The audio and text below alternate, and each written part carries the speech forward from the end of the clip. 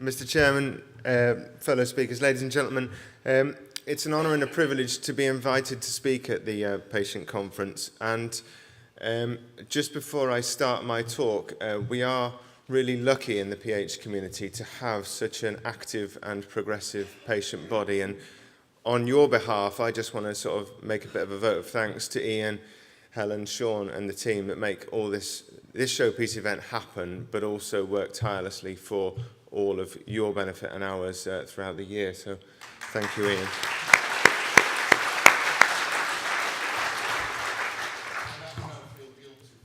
Yeah, that's right.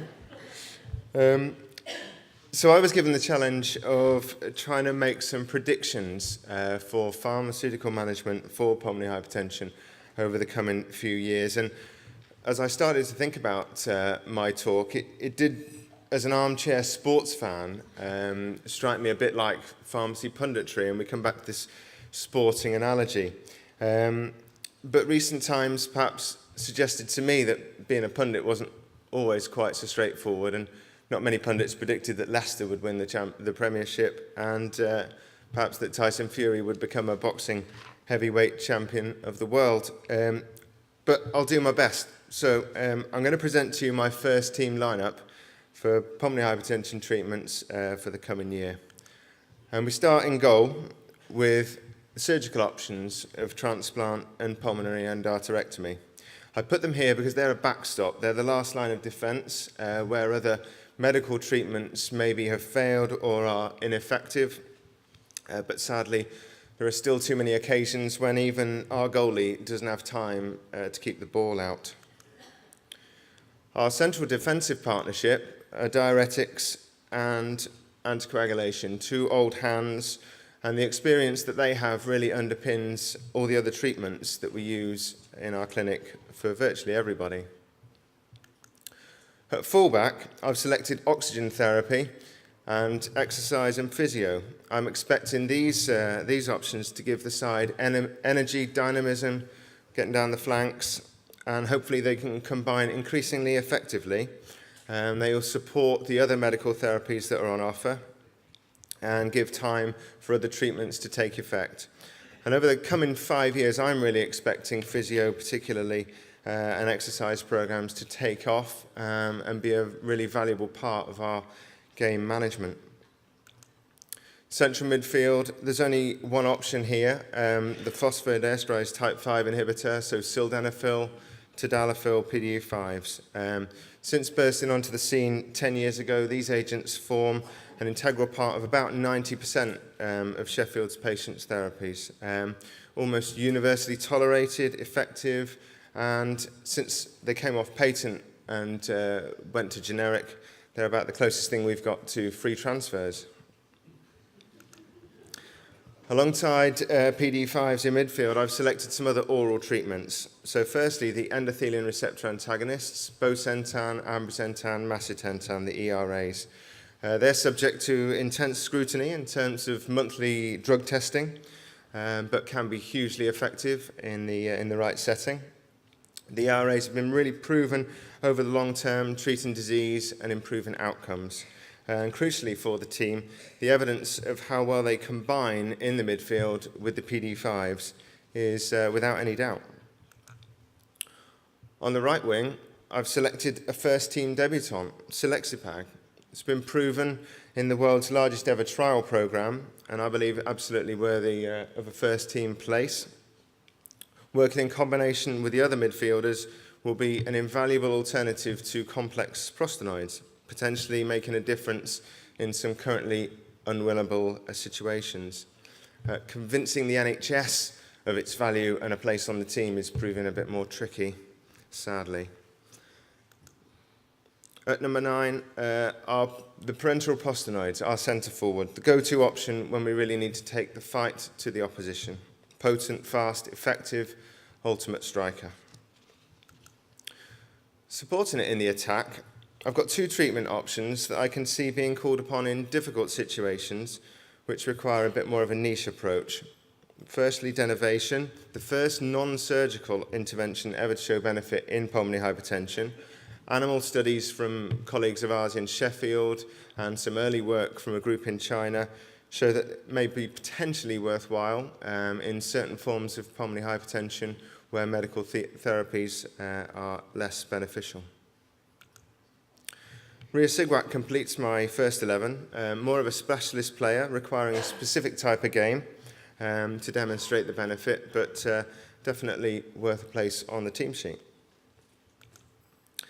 Beyond the first team, I've got evidence here of how far pulmonary hypertension has come in a relatively short time, with some strength in depth.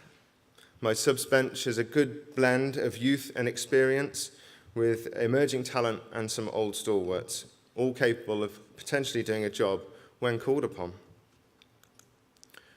VADs, ventricular assist devices. This is an implanted device which may help a struggling heart. Not utilised in Sheffield up to now, but potential for the future.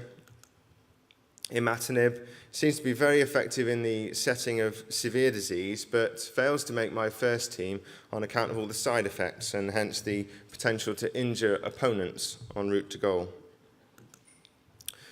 30 years since being unearthed in America by a physician called Stuart Rich, calcium channel blockers continue to make an impact given favourable conditions. And finally, some players emerging from the academy. Tacrolimus, currently on trial in pulmonary hypertension, but already proven to be safe and effective in other clinical areas. And biologics, anakinra, etanercept, tocilizumab, look most likely to come through and make it, but yet to be really unproven. And as other well-known TV pundits will have found out, it's a lot easier to comment from the studio than to do it for real. So getting your tactics and strategy right is down to effective team management.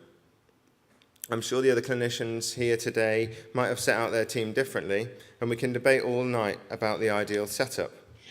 But rather like the beautiful game, each patient is different. They require their own approach. Over time, increasing use of different combinations and likely people being on 3 or more treatments should become increasingly common. We need to learn from our data, from registries, genetics, biobanks, and evolve our tactics. And I'm certain that we would want to avoid the sort of haphazard approach that you see here. And over the next few years, I'm sure we'll get closer to that. But right now, conferences such as this one give us the opportunity to reflect and analyse progress and plan future developments. Analysis at this stage is vital, as it is just to every TV pundit. And as I draw my predictions to a close, I'm going to paraphrase the nation's favourite football presenter Gary Lineker's famous quote, showing that perhaps even the best don't always get it right. And I thank you for your time.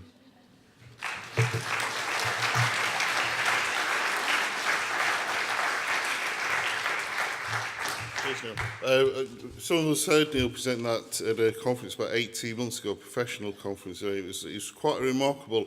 I think one of the things that it shows there, we're going to touch on one or two of the drugs in the reserve, like the issue with a drug called, in this case, we'll be selected by in the question time, because I know it comes up in some of the challenges that we have as a clinical service, but also as an organisation like here.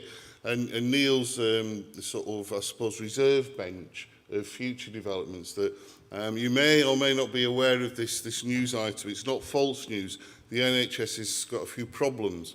One of the things that we as an organisation and yourselves together collaboratively, and I'm going to talk about this in my talk as well, is that the one thing that we will make sure is that they do not try and disinvest in this disease area. And we can only do that together with a common understanding. So we will touch upon those sorts of things. So there's much about the future as the past that's really important here. And the analogies, I don't make any apologies for people using these analogies, because the one thing that's really important, we've got really clever data in PH, really expert clinicians in PH, but sadly sometimes the people making really important decisions do not understand science and data. So what we have to do as a group and an individual collaboratively is work together and tell the impact and the lived experience. And that's some of the stuff that we've been talking about. So thanks, Neil. I know you're on the expert panel later. We'll touch on one or two of those things there.